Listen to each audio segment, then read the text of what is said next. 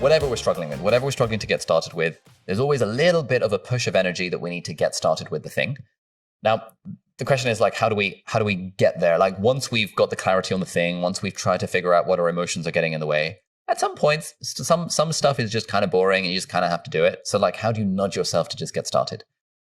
At this point, some people would say that motivation is a thing. And so like, you got to motivate yourself to do it. You got to like really want it. You got to want it so much that you can't breathe or whatever these motivational videos say.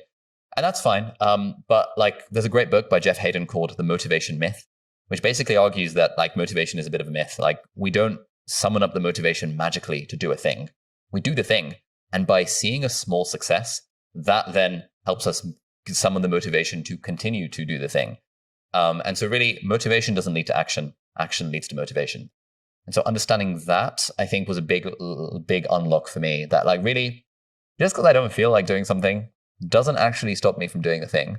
And therefore I can just do it. And sometimes that works, where I just tell myself that like, I could just get out of bed right now, even though I don't feel like it.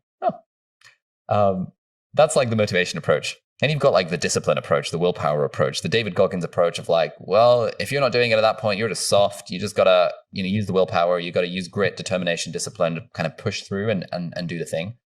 That's fine as well. That works. The thing that I personally like to do is I like to tell myself, I'm just going to do the thing for 2 minutes and then I'm going to stop doing the thing. So like, I've got a couple of songs on my Spotify playlist, which are like 2 minutes long, like instrumental songs. I just like, I'll just like put on one of the songs and be like, I'm just going to do this thing until the end of the song. And usually the song ends, the next one plays on shuffle, and I don't even realize that I've just continued doing the thing. Occasionally I just do it for 2 minutes and then I stop and I think, cool, that's fine. It's not my day. But I say 90% of the time, as long as I can just talk myself into doing it for 2 minutes, then I'm unlikely to stop doing it, because once I've gotten into the swing of things, it's a lot easier to get started.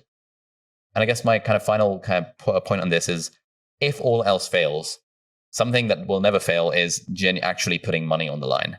So I know, my friend Thomas Frank, who's this huge YouTuber, 2.5 million subscribers. The way he motivated himself to publish videos in the early days of his channel when no one was watching was an app called Beeminder, which is an automatic thing where it like connects to your YouTube RSS feed. And if you don't publish a video every week, it will take $30 out of your debit card or out of your bank account, just completely automatically. And that was how he made himself accountable. He's like, well, I've got to publish a video every week. Otherwise, I'm losing $30. Now, depending on who you are, $30 might not seem like enough money, but it needs to be enough money to sting. So one thing that I've actually tried in the past is giving my housemate £1,000 and saying, if I don't do this thing, you get to keep the £1,000.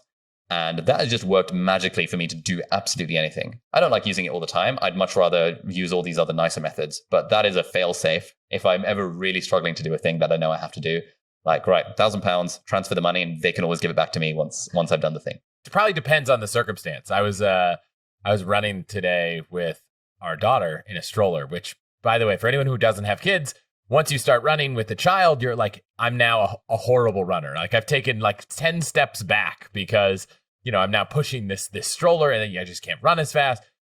I use the Goggins approach, which is like, am I really going to tell myself that I can't just make it to the end of this neighborhood? Like, I really can't do that. Like that worked really well, but I don't think that works as well when you're like sitting down at your desk to complete a task.